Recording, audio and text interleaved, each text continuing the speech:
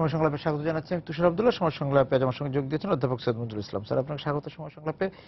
Sir, যে আমরা ভাষার মাসে আছি, সেই জায়গা থেকেই আপনার কাছে জানতে চাওয়া যে আলোচনা হয় যে আমরা ভাষা চর্চা, বাংলা ভাষা বা মাতৃভাষা চর্চার ক্ষেত্রে আমরা একটু উদাসীনতা দেখাচ্ছি। আমাদের শিক্ষা পদ্ধতিতে ইংরেজি মাধ্যমের এক ধরনের প্রভাব দেখা দিচ্ছে গত এক দশকের ধরে আমরা দেখতে পাচ্ছি। সেই জায়গা থেকে যদি স্যার আপনার আলোচনাটা শুরু করেন। মোটা দাগে যদি বলি, আমরা বাংলাও শিখছি না, ইংরেজিও শিখছি না। সমস্যা হচ্ছে আমাদের ভাষা শিক্ষাটা অত্যন্ত দুর্বল। আমি যদি বিশ্বের সঙ্গে তুলনা করি, একজন সন্তানকে প্রথমেই তারা 3টি বিষয় শেখায়। প্রথম হচ্ছে ভাষা, মাতৃভাষা তো অবশ্যই। বিদেশি একটি ভাষা হয়তো একটু দেরিতে শুরু করে বা অনেক সময় প্রাথমিক বিদ্যালয়ে শুরু করতে পারে, বা দেখা গেছে শিশুরা 3টি ভাষা পর্যন্ত আয়ত্ত করতে পারে। দ্বিতীয় হচ্ছে অঙ্ক, গণিত। আর তৃতীয় হচ্ছে সাধারণ জ্ঞান। আপনি যদি নিজের ভাষায়, মাতৃভাষায় দক্ষ হন, আরেকটি ভাষা আপনার খুবই দক্ষতা থাকে। যদি আপনি গণিতে দক্ষ হন আর যদি সাধারণ জ্ঞানটা আপনার খুব শক্ত থাকে, তাহলে আপনি পৃথিবীর যে কোনো বিষয় আয়ত্ত করতে পারবেন। সেটার জন্য কোচিংয়েরও প্রয়োজন পড়ে না, শ্রেণীকক্ষের সামান্য পড়াশোনায় যথেষ্ট। বা আপনি এখন গুগলের যুগে, আপনি গুগল গিয়েও অনেক জিনিস শিখতে পারেন। আমাদের দুর্বলতা হলো আমাদের ভাষা শিক্ষায় অমনোযোগ আছে, আমাদের গণিত শিক্ষায় অনেক পিছিয়ে আছে আমরা। বিশেষ করে মেয়েদের সেইভাবে গণিত শেখানো হয় না যাতে তারা উৎসাহিত হয়। আর তৃতীয়, আমরা সাধারণ জ্ঞানের নামে এত বেশি বিষয় সন্তানদের উপর চাপিয়ে দিচ্ছি, তথ্য চাপিয়ে দিচ্ছি। তথ্যকে আমরা জ্ঞানে পর্যবেসিত করার যেটা প্রক্রিয়া, তার থেকে দূরে থেকে সন্তানদের শুধু তথ্যই দিয়ে যাচ্ছি, কিন্তু তাদেরকে সেই দক্ষতা দিচ্ছি না। ভাষাগত দক্ষতা, চিন্তাগত দক্ষতা, যুক্তি তর্কের দক্ষতা, যেটা বিজ্ঞান দিচ্ছে, যে ওই তথ্যকে সে জ্ঞানে রূপান্তরিত করবে। ফলে আমরা তোতা পাখি তৈরি করছি। এই জন্য আমাদের ভাষা ব্যবহারে এতটা শৈথিল্য। আপনি তুলনা করাটা ঠিক নয়, কিন্তু ধরুন একজন ব্রিটিশ বা একজন আমেরিকান যখন ইংরেজি বলে, ধরুন ওবামা যখন বক্তৃতা দিচ্ছেন, এমনকি ডোনাল্ড ট্রাম্পও যখন কথা বলেন, দেখবেন সেগুলি লিখে রাখলে সম্পূর্ণ বাক্য হয়। অর্থাৎ বাক্য গঠনে তারা একেবারে পরিষ্কার, পুনরাবৃত্তি নাই বললেই চলে। তারা ইংরেজি ভাষা ব্যবহার করছে, যে ইংরেজি এখন চলছে, তাতে অবশ্য অনেক ফরাসি ভাষা আছে, আমরা জানি, অনেক ল্যাটিন, গ্রিক, অনেক শব্দই আছে, এমনকি ভারতীয় শব্দই আছে। কিন্তু একটা সময়ের ইংরেজি, যাকে আমি মান ইংরেজি বলছি বা প্রমিত ইংরেজি বলছি, সেই ইংরেজিতে তারা ক্রমাগত বলে যাচ্ছে, কোনো বিদেশি ভাষার সেখানে অনুপ্রবেশ ঘটছে না। আপনি পাশাপাশি বাংলা দেখুন, আমরা যখন বাংলা বলি, বাংলাতেও প্রচুর শব্দ আমাদের স্থান পেয়ে নিচ্ছে। এটি হবে, এই বাংলাটা গতিশীল ভাষা, জীবন্ত ভাষা, সেখানে ঠাঁই নেওয়ার জন্য অনেক ভাষাই উৎসাহী হবে, আমরা সেটা নিব। যেমন আপনি যদি কম্পিউটার বলেন, তার কোনো বাংলা আমরা করিনি, করার প্রয়োজন নেই, এটি বিদেশি ভাষা চলিত একটা স্থান নিয়ে নেয়। কিন্তু সেগুলি হচ্ছে বিশেষ্য। বিশেষ্যকে আমি স্থান দিতে পারি, কারণ বিশেষ্য এত অধিক পৃথিবীতে। মডেমকে আমরা তৈরি করেছি, কাজে মডেমটা আমরা লাগিয়ে দিলাম। মোবাইল ফোনকে নির্মলগুণ খুব সুন্দর মুঠোফোন করেছেন, সেটি ব্যবহার করতে অসুবিধা কোথায়? কিন্তু তারপর আমরা মোবাইল ফোন ব্যবহার করছি, ঠিক আছে, মেনে নিলাম। কিন্তু আমার ক্রিয়াপদ কেন আমি বিসর্জন দেব? আমার বিশেষণ কেন আমি বিসর্জন দেব? আমার সর্বনাম কেন আমি বিসর্জন দেব? এইগুলি যখন বিসর্জন দিতে থাকি, তখন ভাষার দুর্বলতাটা প্রকট হয়ে ওঠে। একসময় যখন আমাদের কোনো একটা কোথাও ভুল করলাম, ওই ভুলটিকে 100 বার করে লেখার একটা নিয়ম ছিল। একটা বানান ভুল, পিপিলিকা, স্কুলে সেটা করা, পিপিলিকা বানানটা শিখেছি আমি অসম্ভব দুর্বিক পাকের ভিতর। সেই পিপিলিকা বানান জীবনে আমি ভুলার কথা না। পিপিলিকা বলতে পারি, কিন্তু পিপিলিকা বানান ভুলবো না। সেটি কোথায়? সেই শিক্ষকই বা কোথায়? আমরা তো বেতের নির্বাসন দিয়েছি, খুব ভালো কাজ করেছি। বেত আসলেই অত্যন্ত অপ্রাসঙ্গিক একটা বিষয়, কিন্তু একটু শাসন, শিক্ষকের যে শাসনটা ভালোবাসার শাসন, আমি তোর মঙ্গলের জন্য করছি, এটি ভালোবাসার শাসন। তোকে আমি এখন যেটা মাঝে মাঝে শোনা যায়, বেতিয়ে রক্তাক্ত করছেন শিক্ষক, সেটি না। এটি থাপ্পড় দিলেন, কিন্তু তার পরক্ষণেই বলছেন, এই মন খারাপ করছিস। শাসন, এই শাসনটার অভাব আমি দেখতে পাচ্ছি। এবং শাসন দিবেন সেই নৈতিক অধিকারও শিক্ষকদের আমরা দিচ্ছি না, বা তারা নিতে পারছেন না।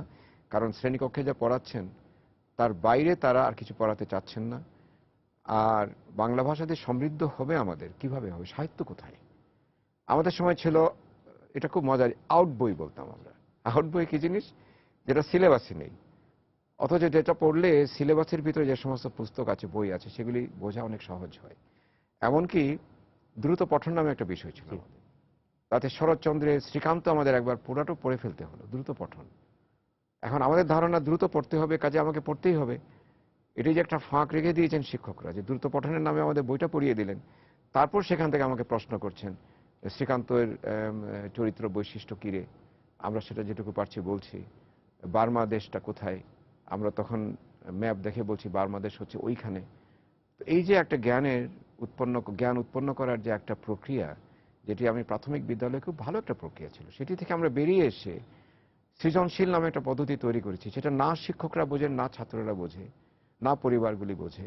স্যার পরিবারের কথা বললেন যে ভাষার ব্যবহারের ক্ষেত্রে তো পরিবারের একটা বড় ভূমিকা, অবশ্যই, এবং অবশ্যই। ভাষা শিক্ষাটা আসলে পরিবার থেকে শুরু হয়। সেখানেও তো বাংলায় কথা বললে এখন আর কেউ অহংবোধ বিষয়টা থাকে না, যে ইংরেজিতে যত কথা বলবে ছেলে মেয়ে হ্যাঁ।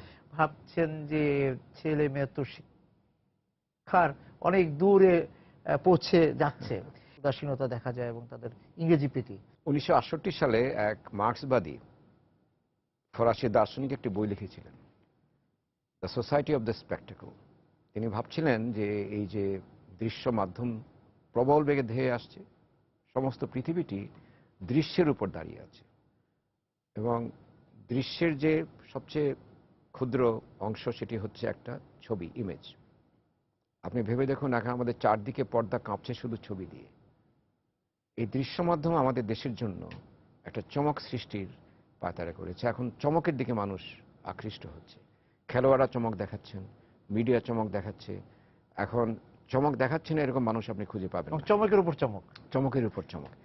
এখন ধরে নেওয়া হয় ইংরেজি যদি আমি ব্যবহার করি দৈনন্দিন, তাহলে আমি বোধহয় একটা চমক সৃষ্টি করতে পারবো, অর্থাৎ আমি একটু আলাদা হতে পারবো। এটি যে ভুল, এটি তো বলে দেওয়ার কোনো কারণ নেই। কিন্তু ওই যে ইংরেজি যেটা শিখছে বাচ্চারা, সেটাও তো ভালো ইংরেজি শিখছে না। আমার দুঃখটা ওই জায়গায়, যে আমরা না ভালো বাংলা শিখছি, না ভালো ইংরেজি শিখছি, ফলে আমরা একটা মাঝখানে পড়ে গেছি। আর আমার একেবারে আমূল একটা বিশ্বাস যে মানুষ তার মাতৃভাষাকে যত্ন নিয়ে সুন্দরভাবে ব্যবহার করতে পারে না, তার বিদেশি শিক্ষাটা, ভাষা শিক্ষাটা অপূর্ণ থেকে যায়। হয়তো একটা পর্যায়ে তার দক্ষতাটা সে দেখাতে পারে, কিন্তু ভাষার একটা কল্পনা থাকে, ভাষার একটা ইতিহাস থাকে, ভাষার ভিতরের একটা সংস্কৃতি থাকে, সেটিকে সে ধারণ করতে পারবে না। মাতৃভাষার সংস্কৃতি আমি যত সহজে ধারণ করতে পারবো, অন্য ভাষার সংস্কৃতি আমার পক্ষে ধারণ করা সম্ভব না। আর এখন দুই ধরনের সমস্যা আমি দেখতে পাই। ইংরেজির মতো উচ্চারণে বাংলা বলছেন আমার, বা আমার যেন, এইভাবে বাংলা বলছেন। এটা কিন্তু আমি জানি না কেন হচ্ছে। দ্বিতীয় হচ্ছে, ইংরেজির ভিতর, বাংলার ভিতর এমন সমস্ত ইংরেজি শব্দ ব্যবহার করছেন যেগুলি অত্যন্ত সুন্দর বাংলা শব্দ, এগুলো ব্যবহার করছি আমরা। যেমন বাট, বাট মানে কি আমি কিন্তু বলতে পারবো না কেন? সো, তাই তো, অসুবিধার কোথায়? লাইক, পছন্দ হচ্ছে আমার, বা যেমন, এই বিষয়গুলো আমরা কেন বলছি না? ইয়াম্মি। ইয়ামি, খুব মজা। আমি বাংলায় যদি মজার শব্দের ব্যবহার করতে চাই, আবার খাদ্যের যদি আমি একটা বর্ণনা দিতে চাই, আমি 25টা শব্দ ব্যবহার করতে পারি। অবশ্যই। কিন্তু আমি একটি ব্যবহার না করে আমি ইয়ামি বলছি। তা তো ইয়াম্মি কিন্তু আসলে ভুল, এটা হবে ইয়ামি। ডাবল এম মানে দুবার উচ্চারণ হবে, এটা বাংলায় করি আমরা, কিন্তু ইংরেজিতে না। কিন্তু আমরা ব্যবহার করছি ডাবল এম ওয়াই। হ্যাঁ, আমরা ইয়াম্মি বলছি, আসলে এটা ইয়াম্মি না, আমেরিকানে বলবো ইয়ামি। ওই ডাবল এম তারা ইয়াম্মি ব্যবহার করবে না। আমি সেটা এখানে আমি পণ্ডিতে ফেলানোর উদ্দেশ্য আমার না। আমার যেটা উদ্দেশ্য সেটি হচ্ছে, ঠিক আছে আপনি ইংরেজি বলুন, বা সন্তানকে দিয়ে বলান, আমার কোনো আপত্তি নেই। এই বৈশ্বিক পরিমণ্ডলে আমাদের বিচরণ করতে গেলে আমাদের ইংরেজির দক্ষতা অত্যন্ত প্রয়োজনীয়। আমি তো বলি বরং যে আপনার সন্তানকে ইংরেজিতে অত্যন্ত দক্ষ করে তুলুন। কিন্তু এখানে যে স্যার যে কিন্তু শেষ করে ফেলে, তুষার নাহলে অসমাপ্ত থাকবে, মাতৃভাষাকে বিসর্জন দিয়ে আপনি কোনোদিন কোনো ভাষার দ্বারস্থ হলে আপনি ভিক্ষুকেই থেকে যাবেন সমস্ত জীবন। এই দেশটা যেভাবে এগোচ্ছে, এই যে পদ্মা সেতু নিয়ে আমাদের যে একটা অহংকার তৈরি হয়েছে, আজকে এখন তো জানা যাচ্ছে পদ্মা সেতুর দুর্নীতি আসলে হয়নি। বিশ্বব্যাংকের মতো একটা প্রতিষ্ঠান ভাবতে পারেনি যে বাংলাদেশ নিজে অর্থায়নে পদ্মা সেতু তৈরি করে ফেলবে। আমি একটা উদাহরণ দিলাম। এই উদাহরণ আমাদের ব্যক্তিগত পর্যায়ে বহু মানুষ সৃষ্টি করছেন, বহু উদ্যোক্তা, বহু তরুণ শ্রমিক, বহু বহির্বিশ্বে কাজ করছেন, সেরকম করছেন। এই একটা দেশের দীনতা থাকবে কি জন্য? আমার ভাষার ব্যাপারে আমার কেন হয়তো দীনতা থাকবে, যে মাতৃভাষাকে ভুলে আমি অন্য একটা ভাষার পিছনে যাব, তা কেন হবে? আমি এই সহজে কথাটা বলে দিই, দুটো কেন তিনটি ভাষা আমাদের শেখার মতো দক্ষতা আছে। এটি আমাদের যে মগজে সেটা ধারণ করার মতো ক্ষমতা আছে। পৃথিবীর বহু দেশের মানুষ তিনটি ভাষা ব্যবহার করে। আমি নিজে দেখেছি কানাডাতে দুটো ভাষা সবাই বলছে। আমরা বাংলা ইংরেজি বলি, অসুবিধাটা কি? পাশাপাশি আরবি শিখি, যদি আর মধ্যপ্রাচ্যে যেতে হয় স্প্যানিশ ভাষা শিখি। এখন তো পৃথিবী আমাদের ডাকছে, শ্রমবাজার খুলছে। আমাদের শ্রমঘন শ্রম চাই না, আমরা বুদ্ধিঘন শ্রম চাই, যে এমন কাজ করবে যেটা বুদ্ধির কাজ, যাতে একজনের উপার্জনে আরো 10 জন মানুষ আমরা পরিপালন করতে পারি। তো তার জন্য তো আমার ভাষার দক্ষতা দরকার। সেই ভাষার দক্ষতা অর্জনের জন্য আমাকে শুরু করতে হবে একেবারে প্রাথমিক পর্যায় থেকে। অথচ প্রাথমিক স্কুলের একটা সমাপনী পরীক্ষা দিয়ে সন্তানদের আমি সাংবৎসরিক ব্যস্ত রাখছি পরীক্ষা প্রস্তুতি, কোচিং ইত্যাদি কাজে। আমাকে এক মা বলেছিলেন, আমারই ছাত্রী এক সময়ের, এখন পঞ্চম শ্রেণী পড়ুয়া এক ছাত্রীর মা, আসে ভয়ানক ব্যতিব্যস্ত। আমাকে বলল, স্যার আমি একুশে মেলায় যাই, বই কিনি, কিন্তু আমার ছেলে একটা বই খুলে দেখে না। তাকে যখন জিজ্ঞেস করি তোমার জন্য বই কিনেছি, বলছে আমার সময় কোথায়। সেও বলে আমারও নিজেও সেই দোষী। বিদ্যালয় শেষ হলো, আমার তাকে নিয়ে যেতে হবে কোচিং সেন্টারে। ওই চক্রের মধ্যে পড়ে গেছি। তো পঞ্চম শ্রেণীর আমি সমাপনী পরীক্ষা দিয়ে ঠিক আছে একটা সনদ নিয়ে বেরোলাম। তার কাজটা কি? তার একমাত্র কাজ হচ্ছে আমাকে আরেকটা সনদের জন্য তৈরি করা। আমি তো সনদমুখী মানুষ চাই না। আমি চাই যারা সৃজনশীল মানুষ, ভাবতে জানবে, শিখতে জানবে, জ্ঞানটা আত্মস্থ করতে পারবে, নিজের মতো করে ভাবতে পারবে, আত্মনির্ভরশীল মানুষ। মাতৃভাষা যদি দক্ষতার সঙ্গে শিখতে পারে যে মাতৃভাষায় অত্যন্ত দক্ষ, তার প্রকাশের কোনো বাধা নেই, দেখবেন সে সবচেয়ে বেশি আত্মবিশ্বাসী মানুষ। ওই যে সনদমুখী বা সনদ চক্রে আছে, কিন্তু সনদ চক্র থেকে তো কেউ চ্যুত হতে পারছে না, প্রতিযোগিতা থেকে পড়ে যাবে বলে বাড়ছে সেই প্রক্রিয়া। বাড়ছে। আমি স্যার যে জায়গায় আপনার কাছে যেতে চাই, যে ইংরেজি মাধ্যমের যে স্কুলগুলো আমাদের এখানে আছে, সেখানে আসলে এই যে সবাই যে দৌড়াচ্ছেন, এবং সমাজের সকল শ্রেণীর মানুষই কিন্তু দৌড়াচ্ছেন এখন, সেখানে আসলে কি ইংরেজি শিক্ষা আমরা পাচ্ছি? জিনিস হচ্ছে যে সবাই ভাবে শেখানো হচ্ছে ইংরেজি। যে বিশ্বে যদি আমি ছড়িয়ে না পড়তে পারি, তাহলে আমার বোধহয় ভবিষ্যৎ নেই। তার একটা কারণ আছে, আমরা বাংলাদেশের জন্য, বিশেষ করে তরুণদের জন্য তেমন কোনো ক্ষেত্র প্রস্তুত করতে পারিনি। এটাও একটা বিষয়। আমাদের রাজনীতি এত উদার নয় যে তরুণদের জন্য সমস্ত রাস্তা তৈরি করে দেবে, বরঞ্চ তরুণদেরকে বিপথে নেওয়ার জন্য অনেক গলিঘুপচি আমরা তৈরি করে রেখেছি। অনেক পরিবার ভাবে যে বিদেশে গেলে আমার সন্তান দুধে ভাতে থাকবে, যেটা আগে ছিল যে এখানে আমি দুধে ভাতে রাখতে পারবো। এই পরিবর্তনের ফলে এখন প্রত্যেকটা পরিবারই চায় তার একটা সন্তান অন্তত যেন বিদেশে থাকে।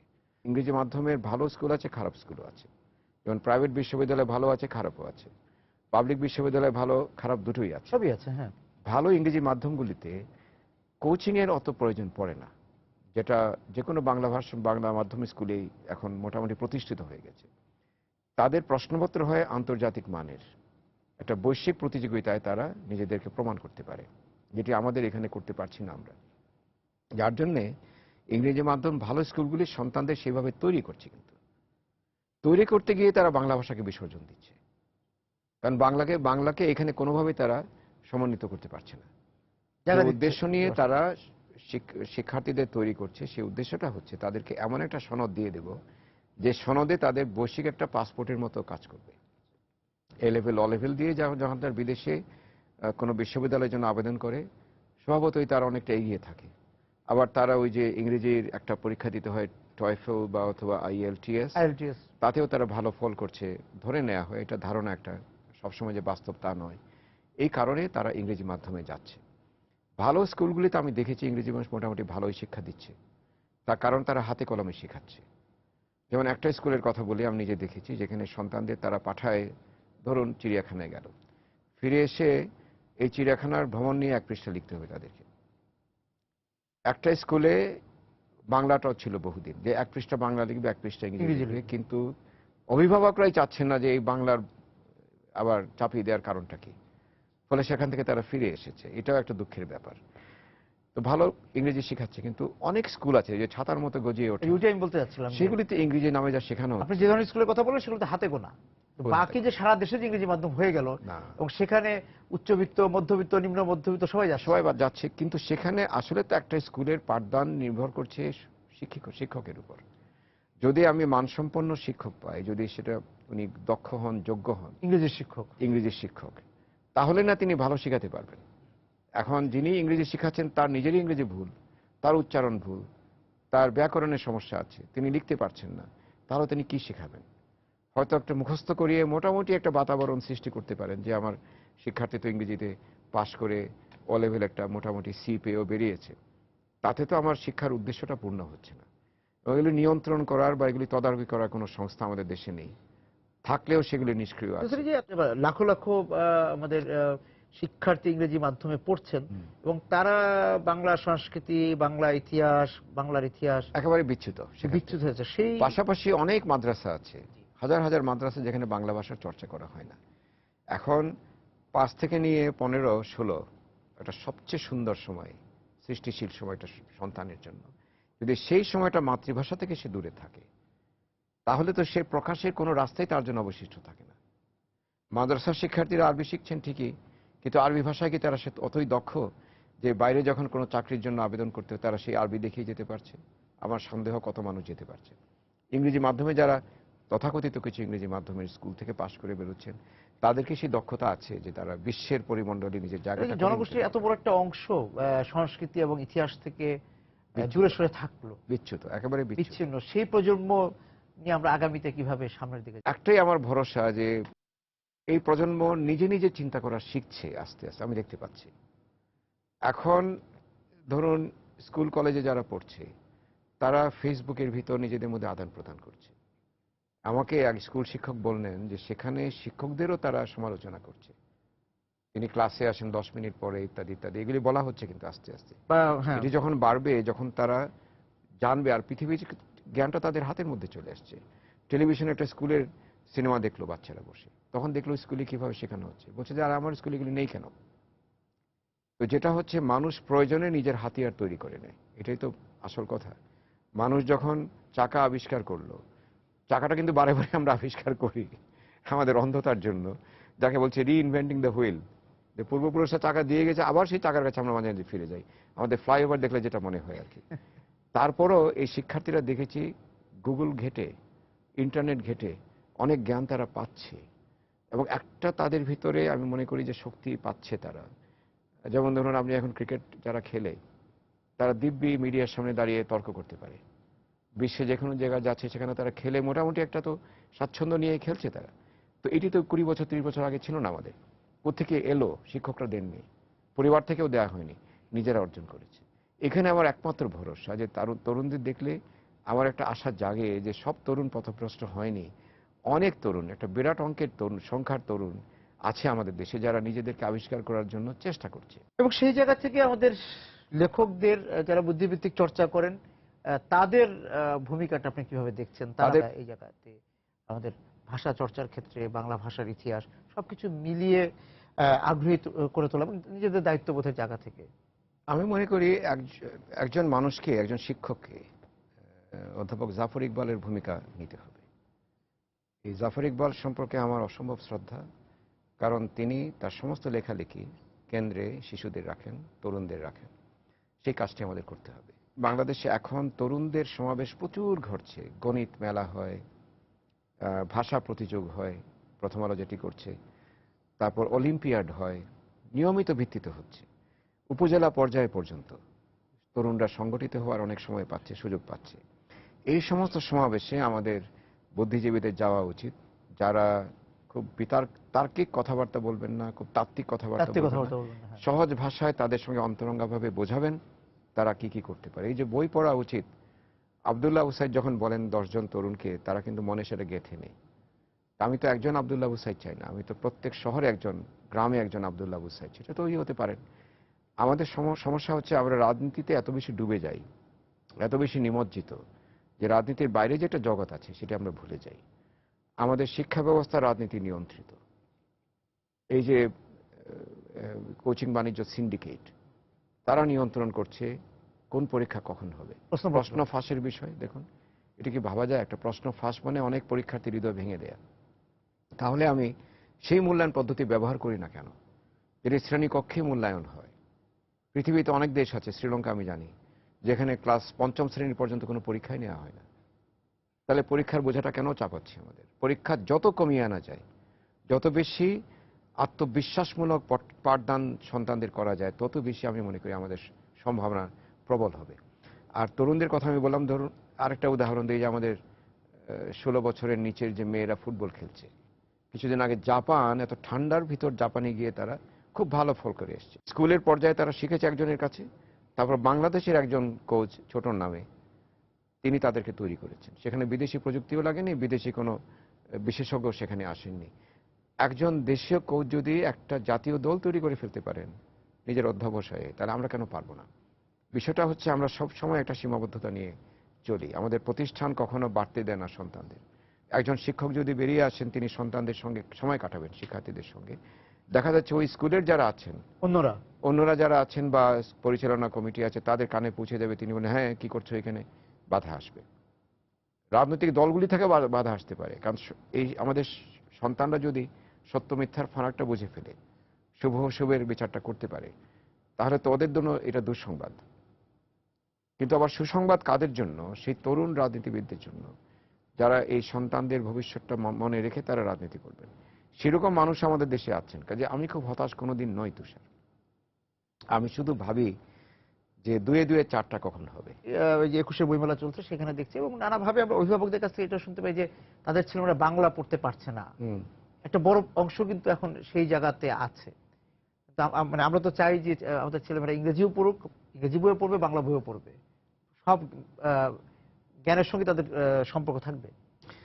এটি শুনে একদম হৃদয় বেদারক কথা, কিন্তু যে বাংলা পড়তে পারছে না, কে পারছে না? বাঙালি।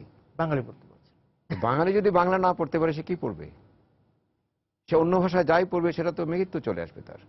আমি তো আগেই বলেছি, বাংলা ভাষার মাতৃভাষার একটা কল্পনা আছে, মাতৃভাষার একটা সংস্কৃতি আছে যা মানুষকে পরিশুদ্ধ করে। যদি তার থেকে কেউ বিচ্যুত থাকে, তাহলে অনেক পরিশ্রম করে তাকে সেই জায়গাটা ভরাট করতে হবে। সেই পরিশ্রম করার মুখে আমার তরুণরা কি তৈরি হচ্ছে? ধরলাম যে মাতৃভাষা শিশিকেনি, কোনো কারণে হতেই পারে, কিন্তু মাতৃভাষার সঙ্গে তার একটা পরিচয় যদি ঘটিয়ে দেওয়া যায় গানের মাধ্যমে, সংস্কৃতির অন্যান্য প্রচারের মাধ্যমে, নাটক দেখার মাধ্যমে, এই যে পয়লা বৈশাখের যে উৎসব হয়, পয়লা ফাগুনের উৎসব হয়, সেগুলির মাধ্যমে, তাহলেও তার একটা পূর্ণতা চলে আসে, একটা যোগাযোগ তৈরি হয়ে যায়। সেটিও যদি তার বিচ্যুত করে দেয় আমি, তখন তো তার জন্য ভয়াবহ একটা পৃথিবী তৈরি করে দেয়। তখন হয় কি, একটা শূন্যস্থান তৈরি হয়। তখন নানা মতবাদ সেই শূন্যস্থানটা ভরাট করে ফেলে, নানা অপয়সে যোগ হয়, নানা অপয়সে সেই জায়গাটার ভিতরে একটা মানে একটা বাতাবরণ তৈরি করে ফেলে। সেখান থেকে বেরোনো খুব কঠিন হয়। কারণ এই তরুণদের নিজেদের যেরকম বিচার বুদ্ধির উপর একটা আস্থা আছে, আবার অনাস্থাও আছে। ভাবে যে আমার থেকে বয়সে বড়, তিনি যা বলছেন নিশ্চয়ই তিনি ভালো কথাই বলছেন। সেই জন্য প্রথমেই তাদেরকে সেই শিক্ষকের হাওলা করে দিতে হবে, যিনি তাদের মনোজগতে একটা স্পর্শ রাখতে পারবেন, যিনি শেখাবেন। তাকে বলতে হবে না সদা সত্য কথা কইবে, দরকার নেই, তিনি উদাহরণ দিলেই যথেষ্ট। সুতরাং স্যার, নিজ ভাষা এবং নিজ সংস্কৃতি থেকে বিচ্যুত হওয়া যাবে না। এটি তো পৃথিবীর কেউ হয় না। এবং আমাদেরকে, আপনি এক জাপানির সঙ্গে আমার দেখা হলো, উনি আমাকে বললেন, তোমার দেশে সবই ভালো লাগলো আমার, কিন্তু ইংরেজিতে এত প্রচলনটা কেন? তোমার জুতার দোকানের বিজ্ঞাপন ইংরেজি কেন? মানুষ তো সব থেকে বাঙালি, তো জুতার দোকানে ইংরেজি কি জন্য?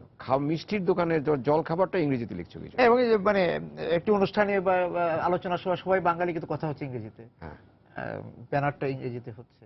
তাই তো। সুতরাং বাংলার সঙ্গে যুক্ত থাকতেই হবে। সেটি শ্রেণীকক্ষে মেনে নেওয়া যায়, শ্রেণীকক্ষে সেটি হতেই হবে। আমি সেই বিদ্যা তো অর্জন করছি, দা দিয়ে বিশ্বের সঙ্গে আমার প্রতিযোগিতা হবে, কাজে সবচেয়ে ভালোভাবে দক্ষতার সঙ্গে সেই বিদ্যা আমি অর্জন করছি, সেখানে শ্রেণীকক্ষে ঠিক আছে। কিন্তু পারিবারিক পরিমণ্ডলে অথবা আড্ডায় অথবা আমি টেলিভিশনে যে কোনো অনুষ্ঠানে এলাম, বাংলাদেশের রাজনীতি নিয়ে আমি প্রথম 5 মিনিট ইংরেজিতে কথা বলে যাচ্ছি, বা বাংলাদেশের খেলা নিয়ে কথা বলছি, সেখানে শুধু ইংরেজিতে কথা বলে, সেটা তো কোনো প্রয়োজন নেই। সুতরাং এই অপ্রয়োজনীয়তা থেকে আমাদেরকে মুক্ত হতে হবে। স্যার, আপনাকে অনেক ধন্যবাদ আজকে আমাদের সঙ্গে যোগ দেওয়ার জন্য। দর্শক যারা আছেন আজকে সময় সংলাপের সঙ্গে এই আলোচনায়, আপনাদেরকে ধন্যবাদ জানিয়ে শেষ করছি আজকে সময় সংলাপ। দেখা হবে আগামী দিন। সময় সংলাপ থাকুন।